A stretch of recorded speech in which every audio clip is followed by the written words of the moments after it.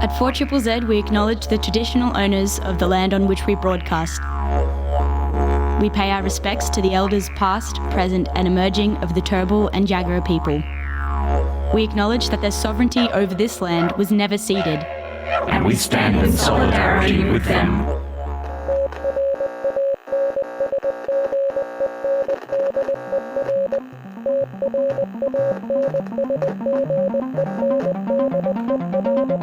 You're listening to Tranzmission on 4ZZZ, amplifying the trans and gender non-conforming voices of Brisbane and beyond. Hello, beautiful people. Good morning. You're listening to 4ZZZ, and you're now listening to Tranzmission. I hope you're all having a wonderful morning. My name is Hazel, and my pronouns are she, her. And today in the studio, I have with me Liz. Hello, good morning, my precious people. I'm back on the air, and you're going to be hearing a little bit more of me in the coming month. My pronouns are they, them. Love it. And with us in the studio today, we have two beautiful people of Apollo. Go on and introduce yourselves. Hi, I'm Felix. My pronouns are he, they. Hello, I'm Adam, and my pronouns are he, him. Hello, Felix and Adam. It is so nice to have you in. For those who are not lucky enough to already know, Apollo is a Meanjin-based band with a multi-layered project creating sort of cyber-punky, metal, dark, grungy music. I don't know, what do you call it? Whatever I call it, it's lovely sounding. I think the term we agreed on was like synth-flavoured industrial metal. Okay, super into it. I think at this point I'm just sort of collecting whatever bands people compare us to, and then I'm like, yeah. Yeah, I got Placebo the other day. Someone came up and said, hey, I was really getting Placebo vibes. And I was like... And like Early Tool, cool. Or like Nine Inch Nails. I've just put it into a blender, and that's kind of us. I love it. So you're less of a genre and more a collection of ideas. Yeah. Yeah, that's a good way of putting it. I think that is beautiful. Well, I'm excited to be talking to you both about your music, but also about DIY trans music, punk music, and I'm keen to hear about that. But real quick, just wanted to go over a couple things that have come up in the events and news today.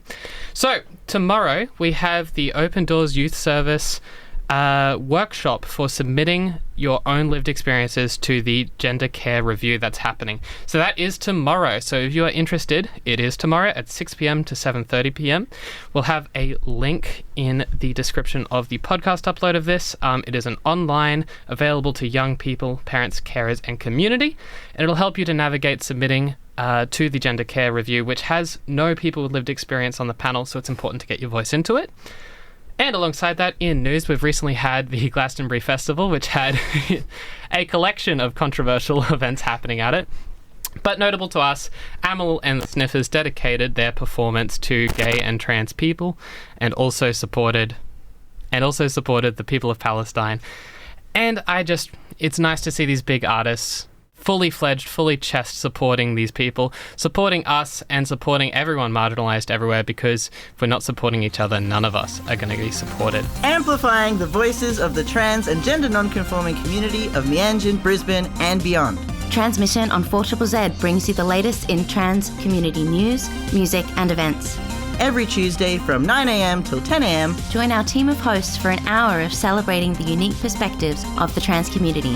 Tranzmission, Tuesday mornings from 9am till 10am on 4ZZZ. So, I wanted to talk to you two, first of all, about Mythos, the EP. I had a bit of a listen and a bit of a run through of it, and I just had a fantastic time.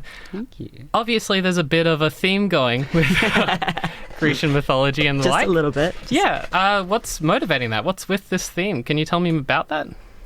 Just a combined general interest of Greek mythology, I guess. It kind of came about as a cool sort of idea for a project. Mm. Yeah, I think we were originally tossing up, like, thinking of names, because we had written like a song together or something at uni, and we were going to perform it together. And then we were like, actually, that's a cool name.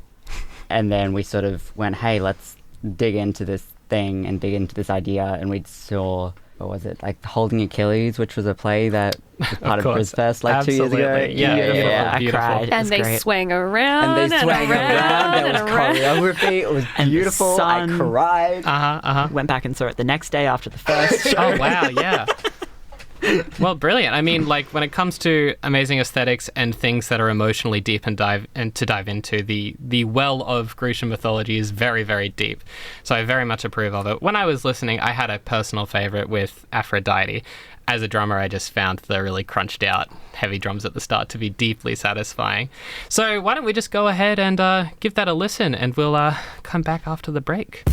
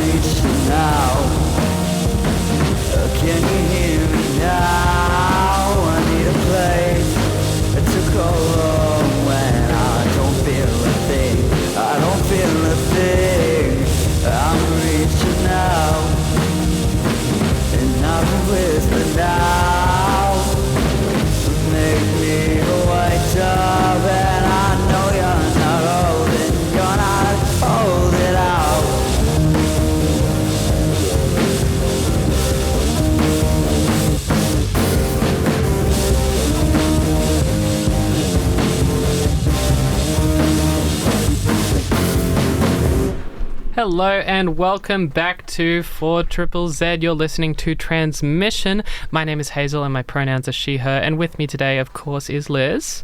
Meow meow, my pronouns are they, them. It's a pleasure to be here. Beautiful and efficient. And with us today are Adam and Felix of the band Apollo. Say hi. Hey. Hello. That was beautiful. I love that. So we're having a talk today about DIY music making and everything like that. I take it you're the DIY music makers yourselves, of course. So I wanted to ask, how do you make your music? You know, from the songwriting perspective to the production perspective, how does a song go from idea to stage and, you know, Bandcamp? Yeah. I think usually we tend to do it, I guess, sort of very much in stages, where usually either I'll send Felix like a riff that came to me in a vision, or the shower. Yep. Or else I'll be like, hey, I have a bunch of lyric ideas, Blair, and then sometimes it's the other way around. And then usually it's just going, okay, so we've got this idea. We think we know what emotion and what, I guess, story idea we want to go with it. And then we kind of try and start fleshing it out from there. Yeah, just then taking those ideas and trying to build them into something Totally. Together. So it's kind of a fluid process between the two of you. There's no like one songwriter, one music worker. It's between the both of you. I will say Adam probably comes up with more of the riffs and the stuff like that. I think, honestly, I think that's more so just because I tend to noodle a lot, and I'll go, oh, actually, I'm going to keep that for later. Yeah, so you've got a surplus of little ideas just bouncing around. Yeah. I love that. It's good to have that sort of just cache of like little bits and bobs and tools that you can just chuck into any kind of project. Absolutely. I think it's usually quite helpful because I'll go, hey, Felix, I've got... and just, chuck it out. And then he usually goes and helps me organize it. Yeah. I see. I do like that you're leaning on divine inspiration. Thank you. For your guitar riffs. That fits into the Greek mythology thing. Also having revelations while bathing. Oh, really? Is that a Grecian mythology thing? EUREKA, baby! Of course. That's where the best ideas come from. Yeah, I love it. Well, you need to start working with that. Perhaps living in a barrel or something like that will really help, philosophize, give you better ideas. Connect, Songwriting in the communal baths. Oh, I love it. But yeah, we do all our own production as well. Totally. I would love to ask you about that. So production, what do you use? What does DIY producing mean? Kind of just like whatever we've got at our disposal, I guess. I mean, we've got like a handful of microphones between us, some DIs and Ableton and Logic, I guess. Yeah. And the kind of only thing we really outsourced for the EP that we did was the mastering. We got Mitch, Hostile Architect, to do the mastering for that. Oh, very nice. But everything else, our drummer just recorded his drums in his live room at home. We did vocals and guitar and bass in my little backyard studio kind of thing that we've got. Some amp simulators and totally a dream. So it's just a little communal project then, hey? Just whatever's around. Yeah, whatever's around. And I think because of the very soundscapey, I guess, nature of it, where there's so many different layers, it's a lot easier for us to not do like the live tracking. Right. So feels like it's a little bit easier for us to make it on a cheaper budget, I guess. Yeah. There's less need for you to all be in the same space performing together. Yeah. I like that. And what's nice about that is that's robust. That works no matter where you are, what you're doing, right? And I like that a lot. Do you think that obviously this is an advantage, right? Being able to make music with just the tools you have, not needing to invest tons of money, not needing to go to people who, claim to be the best at what they do. What do you think that gives you in terms of the music you make? Does that sort of change the artistry? Does that change the decisions you make making these songs? To a certain extent, I think it does. Does it change the artistry? I think in that way it both opens up things and then also sometimes can not close things off. There's limitations. Yeah. Yeah, totally. Yeah, like when we know we're never going to get that pure pop like Dua Lipa, Taylor Swift vocal, but that's not what we want anyway. Absolutely. So I think there's limitations in that way, but it does also open up more in terms of creativity and also not having to do things like book out a studio to just re-record a guitar line that we're not happy with is a massive advantage. We can just we can be listening to the demo and it'll be like, hey, I'm not quite happy with how the bass sounds, and then just plug it in and redo it right there. Straight into it. Yeah, that's fantastic. I really like that. And I like that idea that those little limitations are also, they're kind of creative guidelines, right? Like you're not going to get the cleanest of vocals, but it's helping you to achieve an aesthetic that you were aiming for in the first place. Yeah, a little bit of room noise and surfaces around. You just add a little bit of overdrive, and it's an aesthetic suddenly. Yeah, I love that. Well, I mean, I'd love to hear some more of that. So how about we move on? Earlier you listened to Aphrodite, and now we're listening to Icarus by Apollo.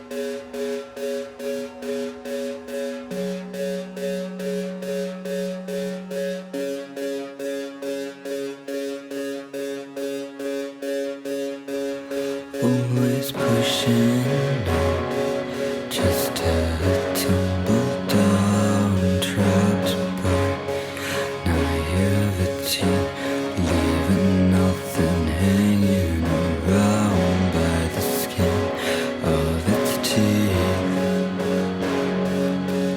It's not what it's meant to be. I'm falling apart at the seams. My wings are broken and I'm desperate to please.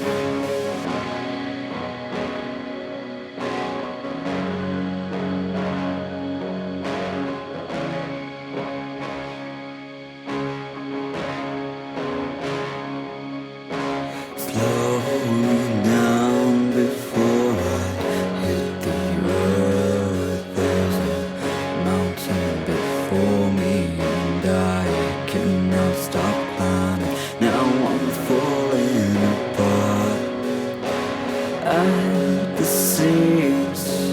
My wings are broken and I'm desperate to please. So watch me now as I rush and burn. Have I done enough? Am I out of the misery you put out of me?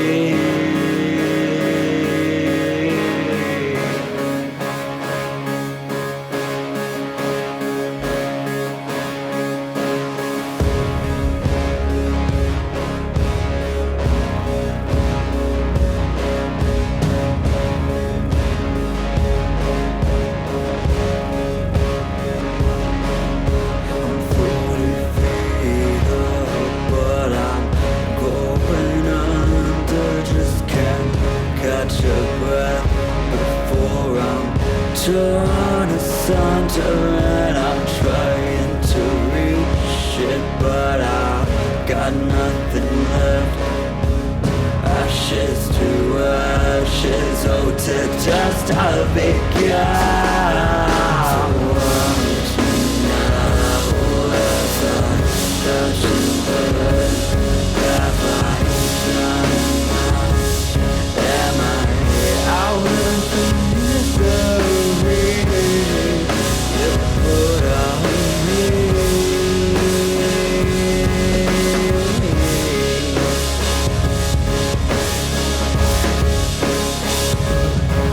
So script it up for me.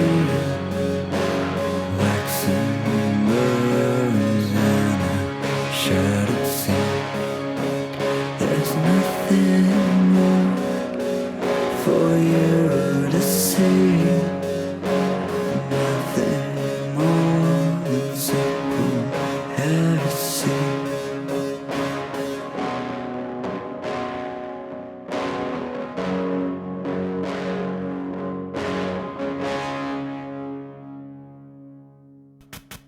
How many genders are there?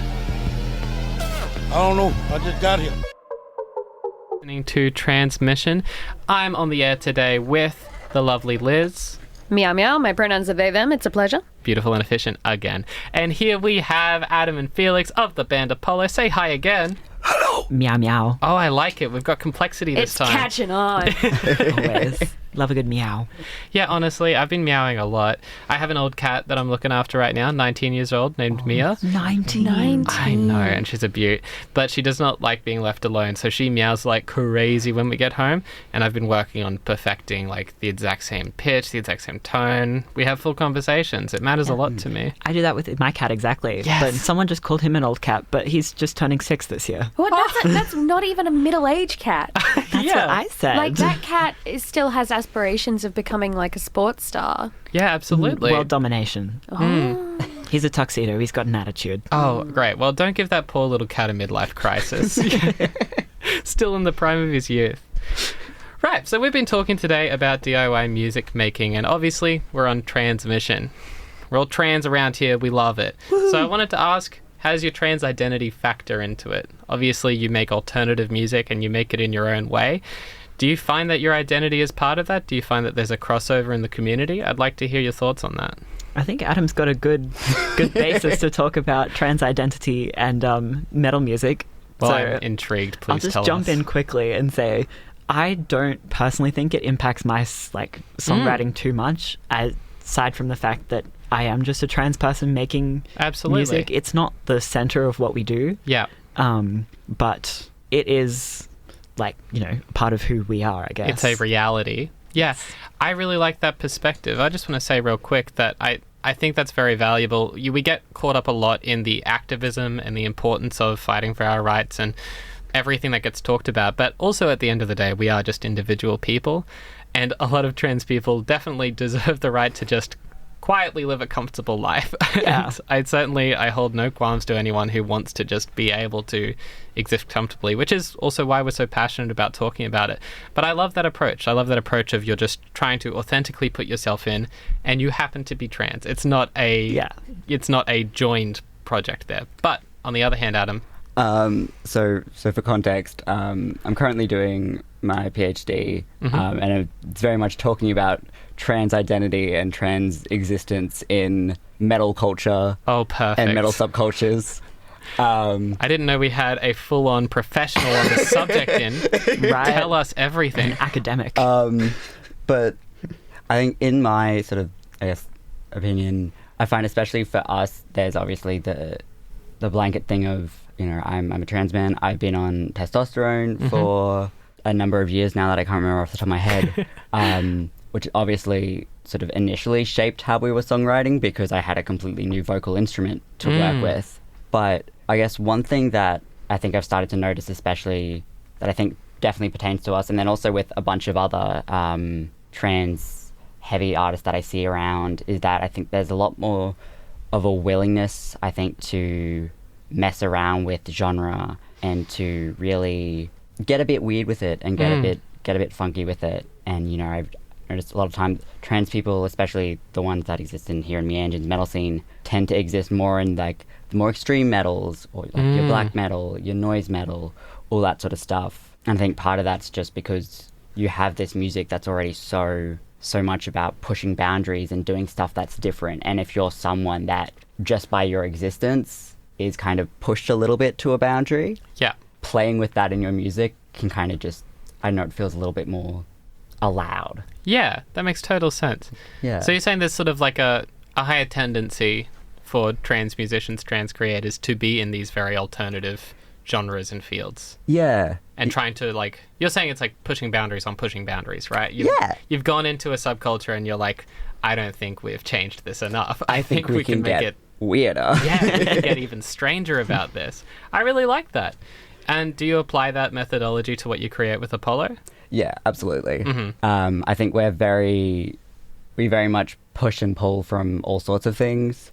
Like outside of metal, I've got, a big soft spot for like electronica and stuff, unsurprisingly. My personal passion actually lies in listening to K-pop. Wow. How does K-pop influence Apollo?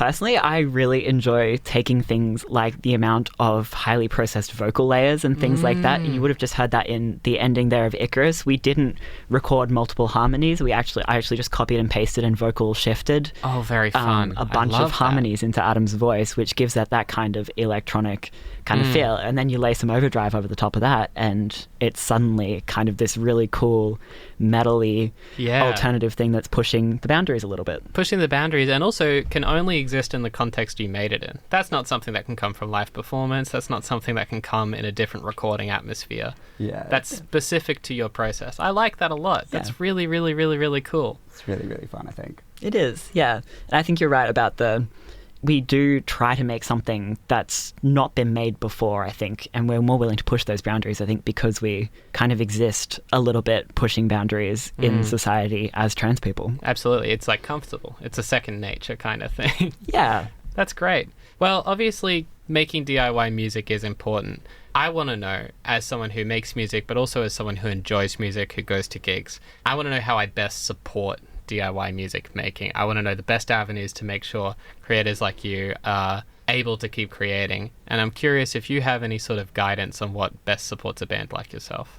I think definitely coming to live performances is one of the ways, but also in the day and age of our Lord 2025, social media is a really good place to support your local queers and just showing them that you hear them and you see them by interacting with things on social media, showing up to gigs. I mean, ideally things like, supporting your merch and buying on Bandcamp, but also just, listening on Spotify or other streaming platforms like that, where it is 0.001 cent per stream, but that interaction still, shows the greater society or whatever that people are interested in hearing what we have to say.